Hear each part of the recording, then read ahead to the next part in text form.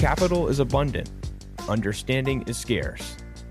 The Dynamo Show goes deep with the new industrialists rejuvenating industry and commerce. Brought to you by Dynamo Ventures. Learn more at dynamo.vc/podcast. Now, here's your host, Madeline O'Farrell.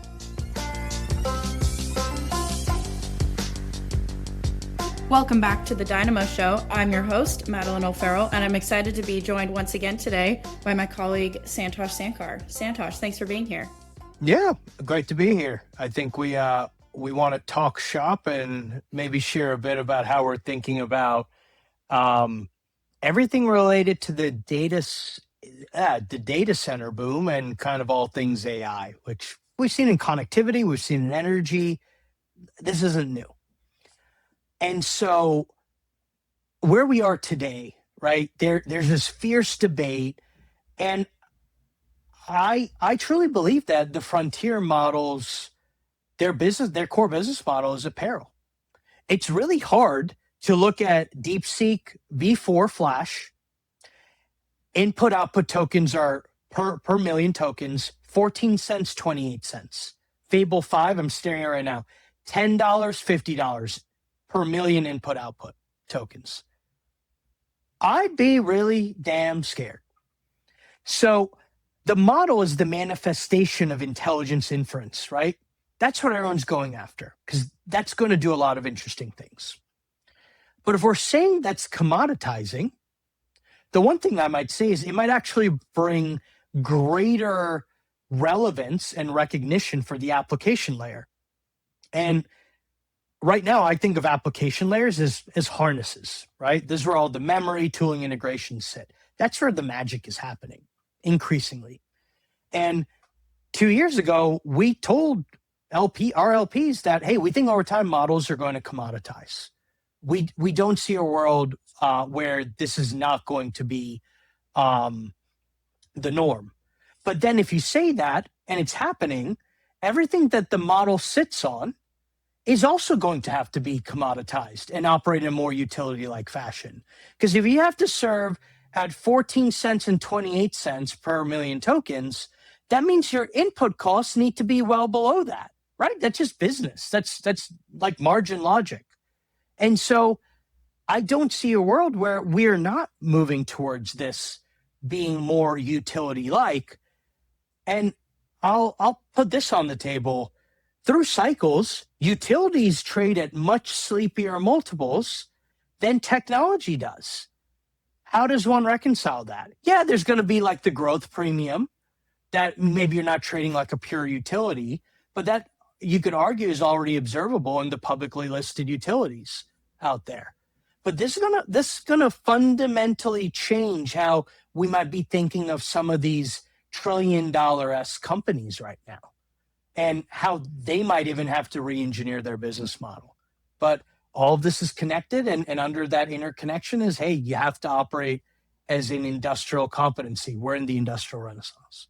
Yeah, absolutely. I mean, one of the concepts that we've been talking about is the fact that the world is consuming intelligence the way that it consumes electricity effectively means that compute is becoming a new utility. And because of the physical infrastructure that's required to build off the back of it, it's really the next industrial competency. This is something that you've kind of posed, and maybe for our audience, could you walk through the rationale for that? I think since we originally shared our perspectives probably about 3-4 weeks ago now, there's been increased attention around the role of frontier models and open weight models. And I think a lot of that is going in a direction where people see intelligence embedded in the world that we operate and exist in as being an inevitable. So we see it in our white collar working environments. That's where we first saw it when OpenAI released the original ChatGPT model roughly 3 years ago. And then there is this recognition that it's going to enter and be embraced by industry as well. And we're starting to see signs of that. It looks very different, but this is going to be pervasive. It is going to be a norm. And so just like we draw on electricity to power things, I think there is a world where people say, hey, you're going to draw on intelligence wherever you need intelligence to be applied. And it turns out there's a lot of knock-on repercussions when we think about what the socioeconomic structure of the US and frankly the world looks like once we're through with this. And there's both kind of doomsdayers and people who might be a little too optimistic about it. Like everything else, it always ends up in the middle. But if we take that notion, right, that basically means, hey, like this needs to be on demand, it needs to have high reliability, and it needs to be served at a cost that no one necessarily thinks twice about. And so it definitely feels like it's being pushed towards a utility. And you could argue you've seen versions of this before. You've seen this in the broadband boom, where there was a lot of fiber, dark fiber, that was put in the ground that laid the groundwork for the dot-com burst. You can equally argue that you've seen this in the wireless broadband build out. That was a bit more calculated and sober because people remembered the lessons from the dot-com boom. And maybe more recently, you've seen versions of this as people adopted cloud and SaaS modalities as well. I don't think that was as much of an extreme in terms of the parallel to compute, but I think like we've seen this in history. Doesn't always repeat, but it does rhyme, and we should reflect on some of those lessons. I love the analogy you make to kind of the transformation the internet provided, because as much as it was a digital revolution, it was a physical one as well. There was so much infrastructure that needed to be built in order to enable the global adoption of the internet. And we see the same thing in the data center value chain, right? This is as much a question of kind of digital capability as it is around manufacturing capacity, supply chain coordination, procurement capability. And one of the analogies that you've made is that this moment in time very much resembles kind of the industrial revolution that, you know, the Rockefellers and the Carnegies, because they were willing to roll up their sleeves and get their hands dirty. They sort of pioneered this like vertical integration that was pretty novel at the time. Could you maybe tell our listeners a little bit more about how you've drawn those parallels between kind of that industrial revolution and the data center industrialization we're seeing today? So when we look at like the last great American industrial revolution, it was led by a lot of those industrialists that you named, right? And what they were ultimately doing, if we step back, probably the key thing they were doing is actually making energy more widely accessible, whether that was electricity, whether that was oil and gas, if you think about Rockefeller, but then manufacturing. And I think Ford gets a lot of credit around manufacturing, but what the Carnegies often did was they looked and they said, what are the inputs you need? What is the mobilization that you actually need in order to build the asset that you can then go build other assets inside of? And so there was an entire set of competencies that were ultimately built. So like the types of parallels, the quantum of capital, right? In modern numbers, it may not feel like a lot, but inflation adjusted, these are massive hundreds of billions of dollars that was deployed back in that era. So that holds, that parallels. There's a multi-year lead time on very critical inputs into the data center supply chain, but similarly, the supply chains that are being mobilized around early grid infrastructure, automotive, oil and gas exploration, right? So actually like a very similar demand boom, and then the supply in order to serve that demand was trailing. And a group of kind of 5-6 individuals willed that into existence one way or another. And then the last thing, there's always been a level of energy constraints. You could argue back then it was worse because you had to in parallel build energy infrastructure. It's not like it existed and you're thinking about, hey, how do I plug in? Where's my spot in the queue? Can I set up some independent behind the meter generation? A lot of this just didn't exist. They were building it in tandem. Labor is always an issue. I feel like the one thing, it's always hard to find good people.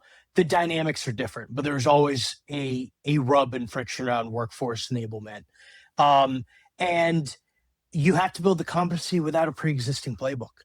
I think that's perhaps the hardest thing and one of the greatest parallels, but that's partly we do what we do, because when you find someone who can not only dream the future, but will it into existence and convince the world around them that it should be the reality, like really interesting things happen. Where it breaks, let's be real, in the modern age, even when we build something for industrial capability, it's not going to last a century. And a lot of that prior infrastructure that was built by the Fords, the Carnegies, even the adjacent industrialists like Milton Hershey, like a lot of these things lasted for nearly a century.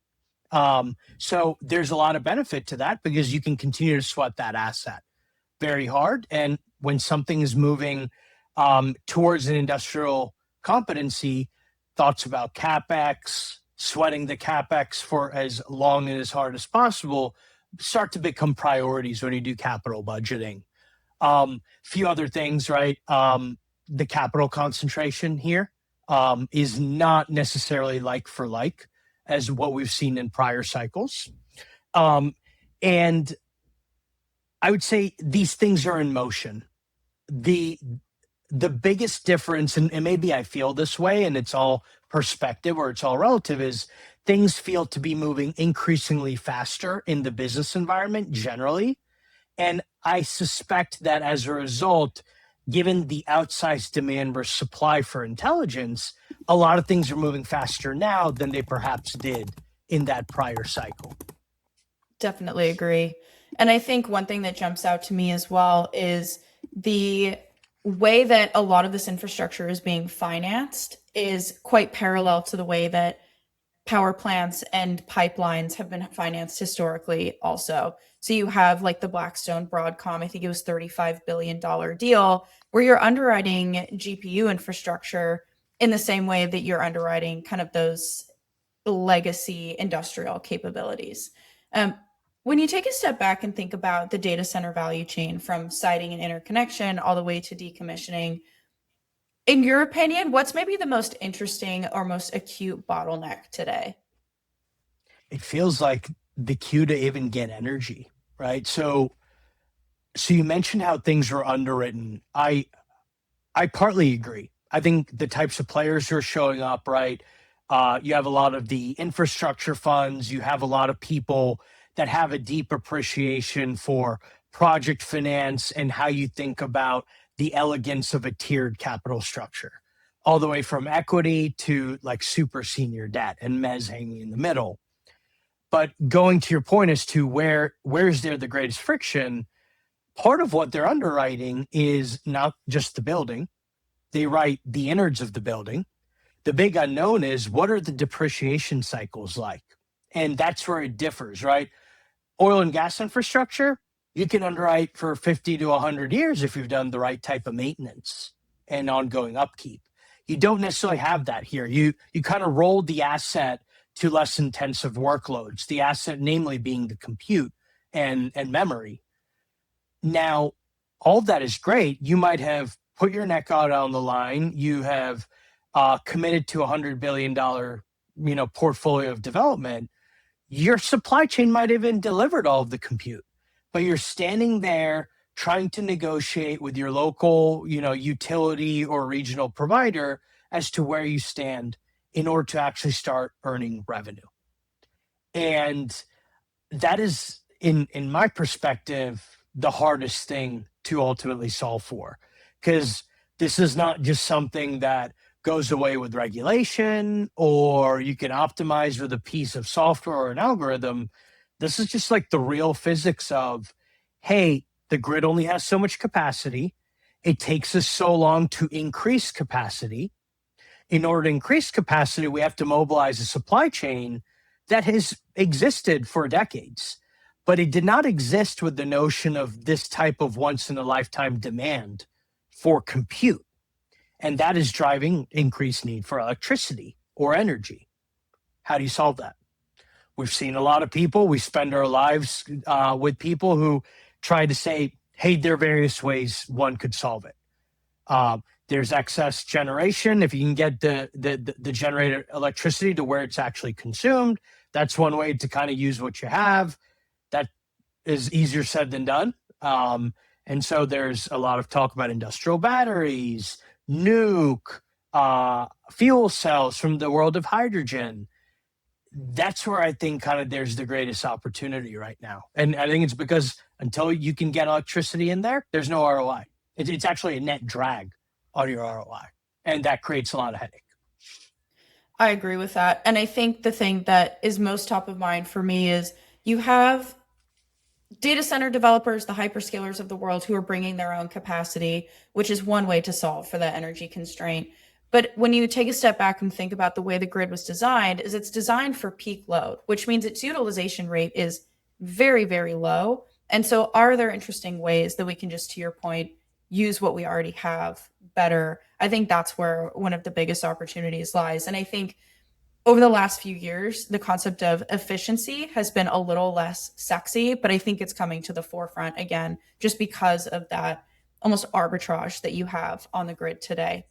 I also maybe want to ask kind of a controversial question, because you made an interesting point around you have all of this infrastructure capital, project finance that's showing up for these assets, but there's still a lot of unknowns. We don't necessarily know, like you said, the depreciation and decommissioning cycles.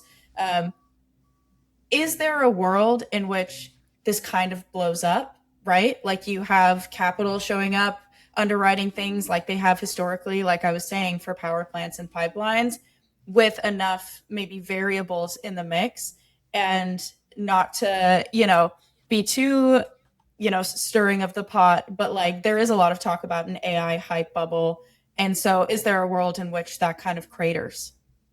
Let's deconstruct this.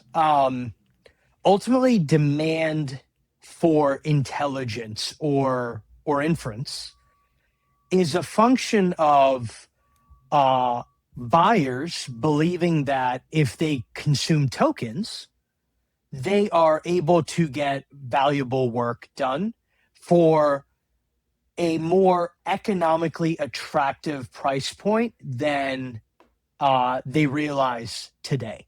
So basically, they can get a lot of work that people currently are thrown at and offices exist for a lot less. And part of that is going to lead to labor displacement. A part of that is going to lead to people being allocated elsewhere. The data actually is continually showing that there is not material labor displacement around the world. The most leading indicator that I watch are the customer service call centers in Southeast Asia.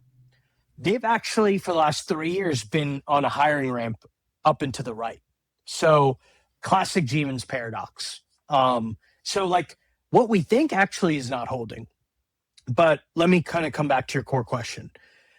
If for some reason the demand and the belief that we cannot get valuable work done at the cost that we believe we can get it done, and that reduces entire demand for that capability, that starts to send ripples throughout the entire value chain, right? Because your end buyers will be saying, actually, I don't think AI has as much value as I originally thought it was. That could be for a number of reasons, because it's still a technology early in its cycle. That could be for the veracity of outcomes. That could be related to ultimately where prices appear to be settling. Related to that, we've run into a lot of CFOs who go, listen, like in an idealistic world, I would love an outcomes-based model where you win, where I win. Or sorry, when I win, you win. But we've equally landed into conversations where, but that does not allow for me to plan and have the ability to project and forecast, which I need as a CFO of a company. And so somewhere the rubber is going to meet the road. It's likely going to be a bit half-half. Not every cost is going to ultimately be variable, but not every business is going to do away with fixed costs either for that reason. But if you kind of look through the stack, you're going to then start to pressure the application layer companies. Are they actually creating the value that they say? Guess what? A lot of them are building a great harness, and that's a conversation for another time. But under those harnesses are a variety of models. And right now we're in this fierce debate of frontier versus open weight.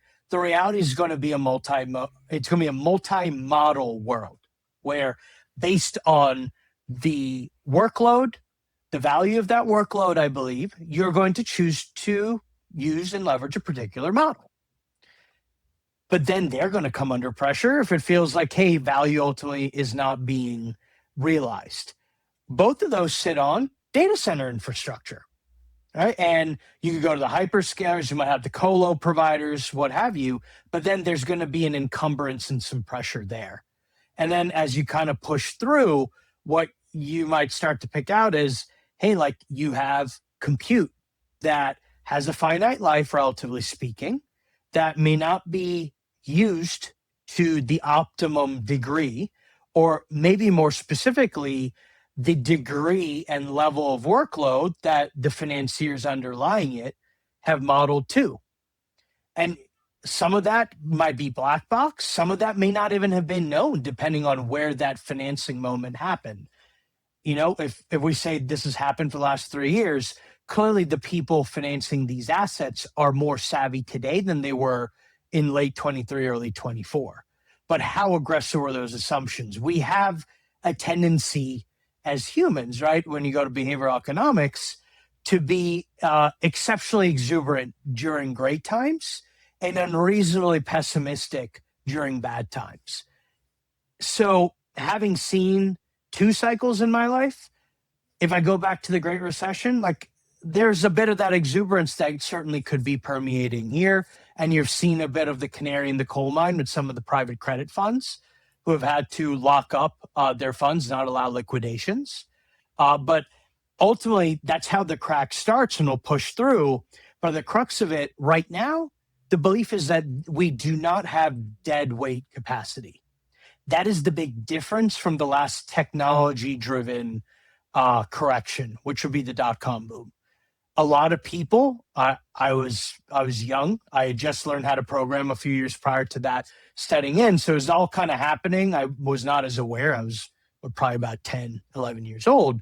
But reading back into the history books, a lot of people say, hey, there's a lot of dark fiber sitting there that just was not utilized.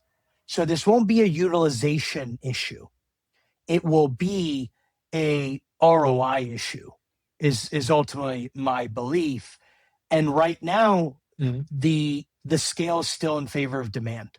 We just don't have enough supply to cater to demand. So I don't think it's necessarily going to unfold in that fashion. It's going to unfold in a fashion where people say, we just don't see the value, or we don't see the value in the time horizon that our CFO can underwrite to. That absolutely makes sense. We've talked a little bit about utilization in a couple different angles, and I want to add one more. GPU utilization today is relatively underwhelming, I think, compared to what most might expect. Only running about 30 to 50% within a data center. Part of that is because the software to manage AI workloads just hasn't kept up with the scale that these workloads demand. And curious if you could maybe opine on that and what that gap really entails. So we draw a bit of a parallel to warehousing, right? Where your utilization rate is a very clear indicator of your unit economics. And if you look at how facilities in warehousing are operated, I would say it's gotten better. I cannot say that it's super technology driven universally, let alone AI pilled. But there is a version of this that we see applied to data centers or the utilization gap that you're calling out. Ultimately, you cannot read pervasively real-time GPU load, thermal headroom, the chip degradation itself.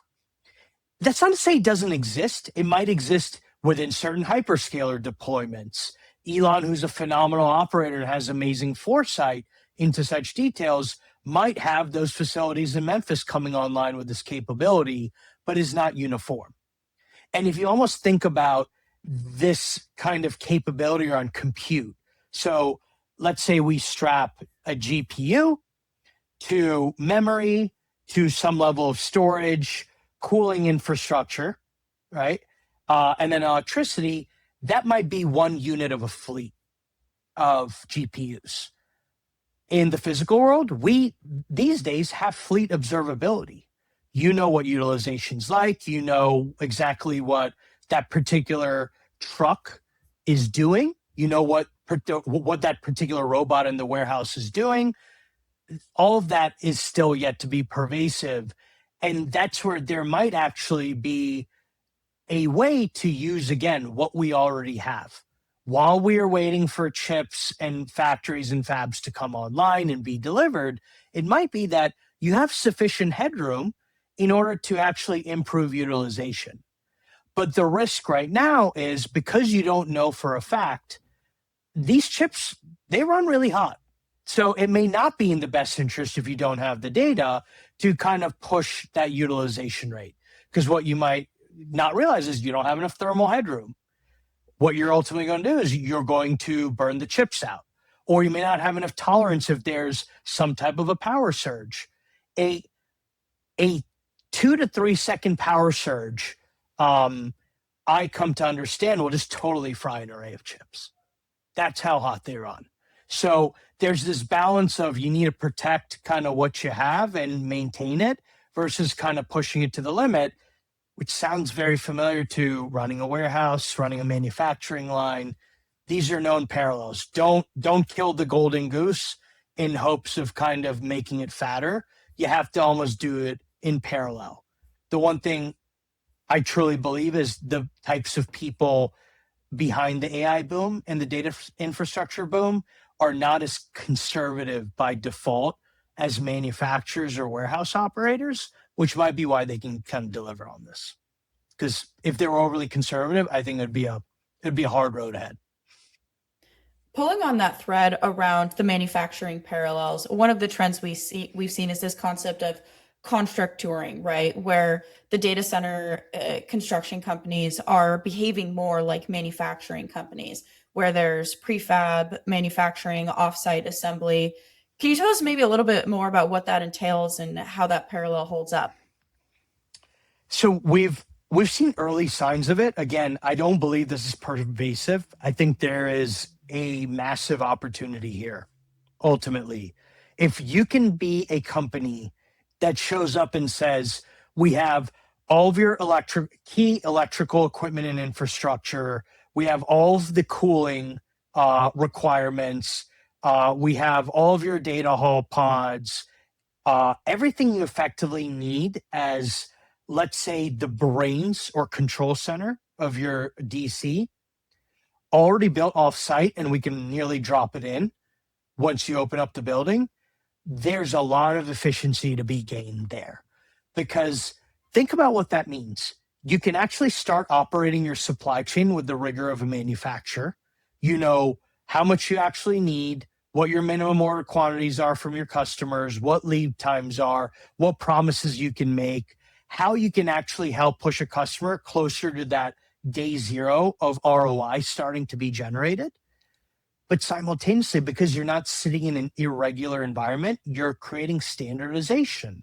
Where standardization doesn't necessarily exist, there's going to be a lot of cost benefit over time as well. Like at the scale we're also talking about, it's going to be unreal margin dollars that ultimately drop to the bottom line.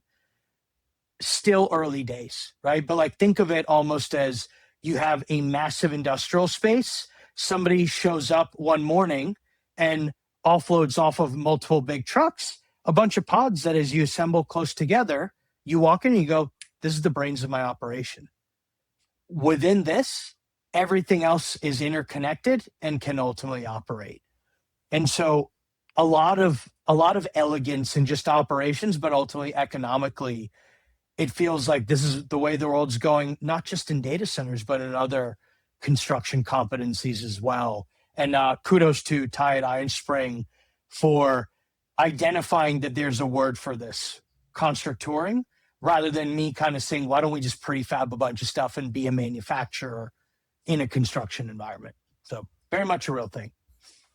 One of the other bottlenecks that we've also run into is around the skilled trades pipeline, right? We've talked about this before on the pod. You've written about this. But effectively, the electrical crews and the MEP crews show up and they're drowning in this compliance and administrative work. We've actually made an investment in this space to tackle that problem called Record Lens. Do you want to talk a little bit about maybe not just the problem, but also what the solution is here in your mind?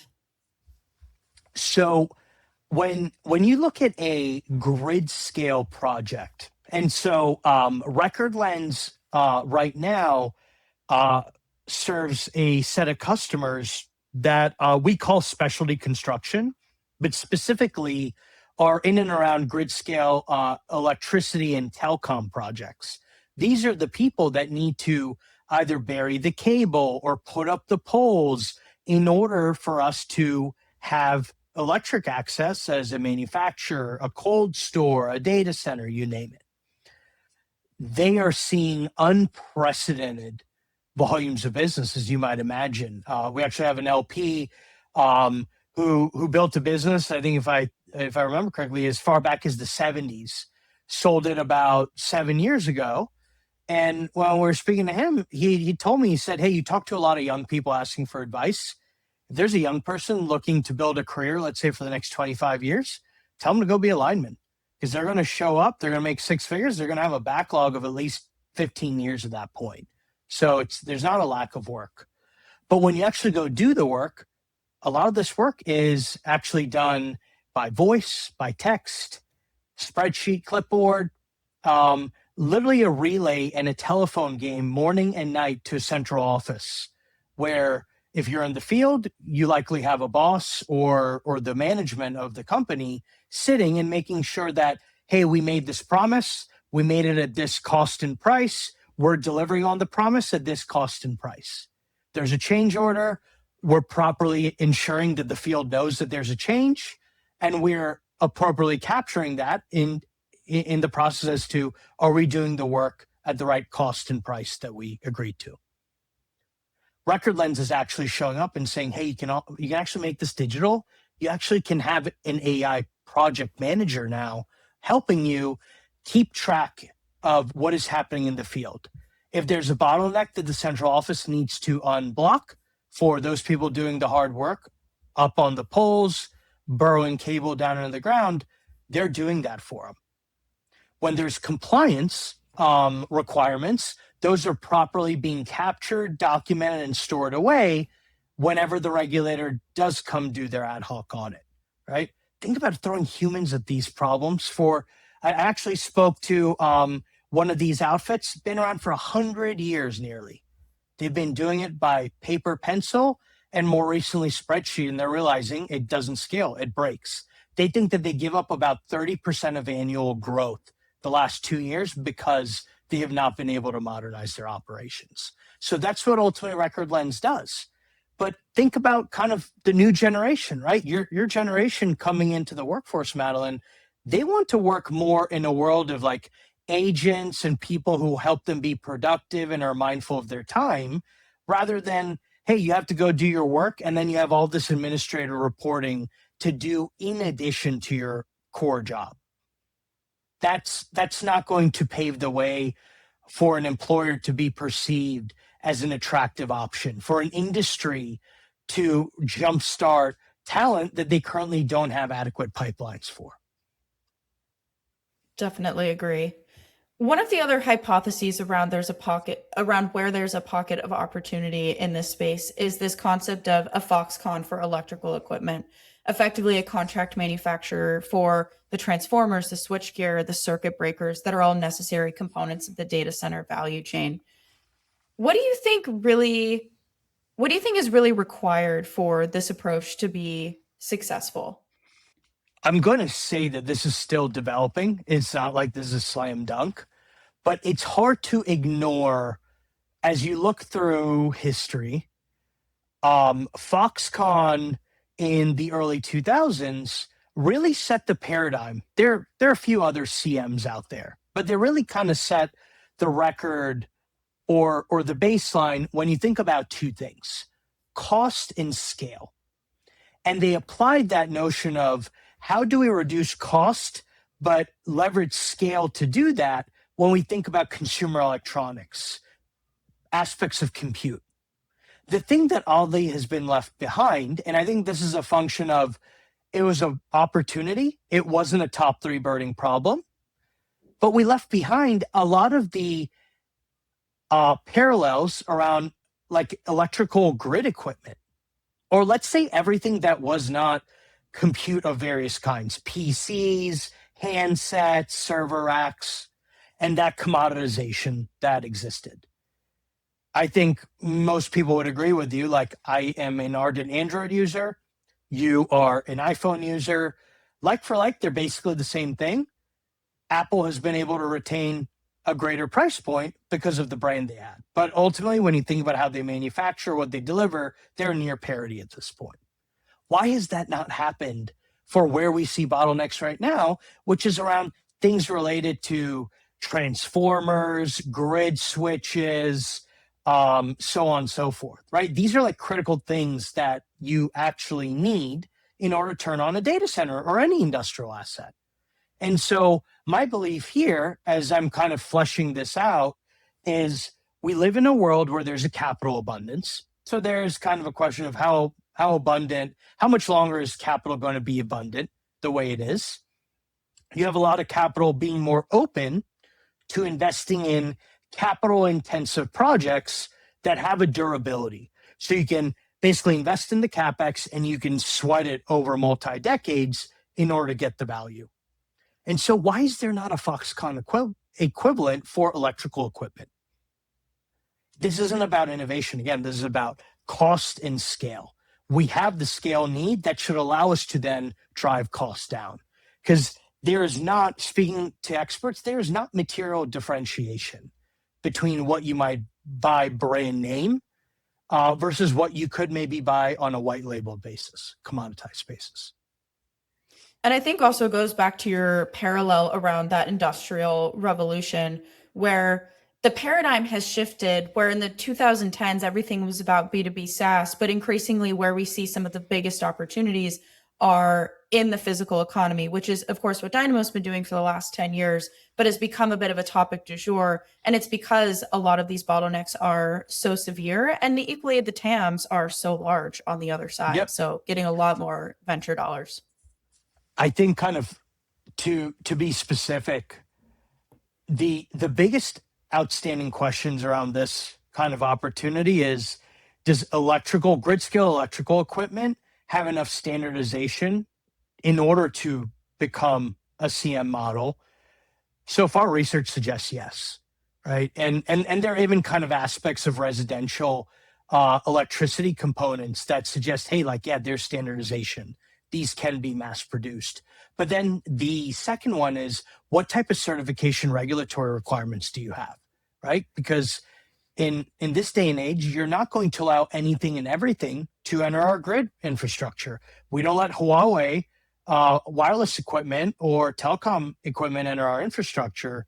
Similarly, there is, rightfully so, I think, going to be a hesitation and a bit of vigilance as to what do we allow inside of our electrical grid infrastructure, because that might only exacerbate kind of the looming, hey, are we vulnerable to cyber attacks on that front?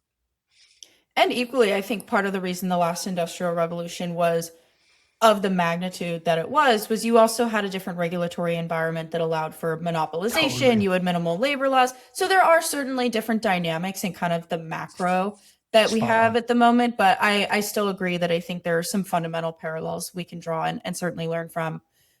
Last question for you. As you meet founders who are building in this space, kind of the data center value chain writ large, what do you hear that gets you most excited? You can skin it a few different ways based on where they are sitting in the stack. Let me start with like 3 of the probably non-negotiables, no matter what you're doing, right? It could be related to data centers. It could be related to, I don't know, building a robot, building the next AI harness. But like a statement of ambition.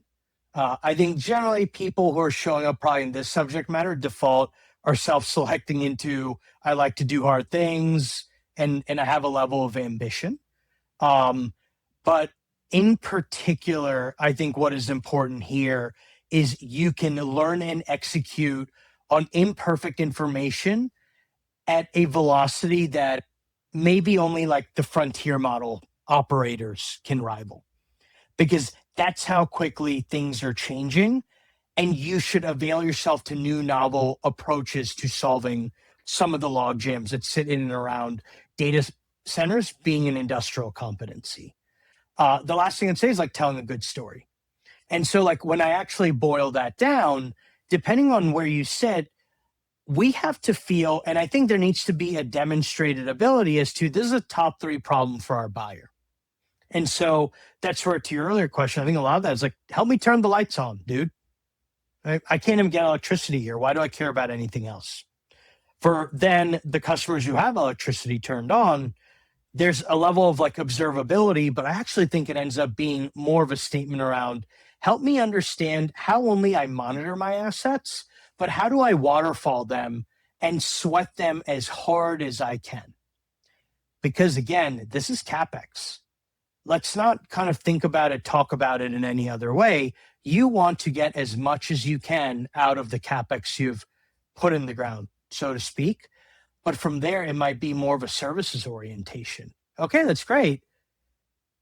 As a hyperscaler, maybe I own this competency internally for a variety of reasons. Maybe as I think about these new paradigms around how data centers need to operate, I say, no, I want all this asset management work actually to be handled by someone else. Who does that?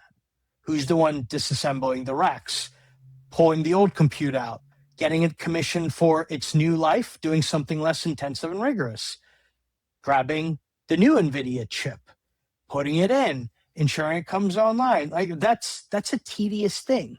That is non-trivial. And there's some observability that's required. And there's maybe a services business on the back of it that maybe someday can be addressed by physical AI. But I think those 3 traits are relevant here. It's being a burning problem, and what insight do you ultimately bring? Why are you going to build this in a better way that you can ultimately sell faster than that next guy or gal? And I think the one peril one can run into, and we've had a few of these uncomfortable conversations, is, like what your ambition is to solve is not necessarily the same as what your customers are asking you to solve. And therefore is not the actuality of where the business is. And it's very hard to see where you are to where your ambition is.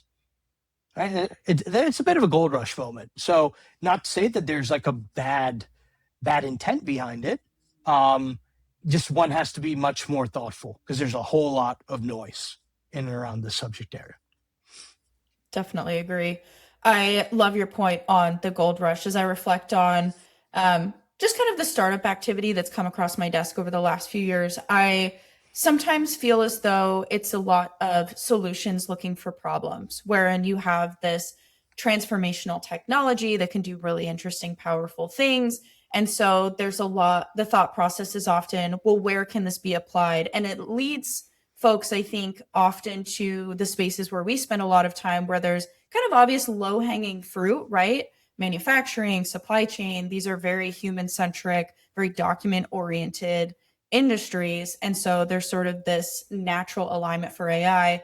But where I tend to, on the flip side, actually get really excited is when the articulation is the opposite, where there's a very deep understanding of a pain point, to your comment around a deep insight. And I find myself often drawn to folks who are in some way building in the real world or have an ambition to, because I do think it's a statement of ambition, but I do think it often demonstrates like a deeper understanding of the operational complexity that these industries often have. And that's where I tend to find myself getting the most conviction. Well put. Well put. Well, then I think we can leave it there. Santosh, thank you so much for joining us as always. Always excited to have you back. Absolutely. It was good to riff on this. Be well. Thanks. And to our Dynamo Show listeners, thanks as always for tuning in. We'll see you next time. Thanks for listening. If you enjoyed this episode, leave us a 5-star review and tell us what you liked. And be sure to head over to podcast.dynamo.vc to keep up to date with our latest content, or subscribe on the podcast platform of your choice. Until next time.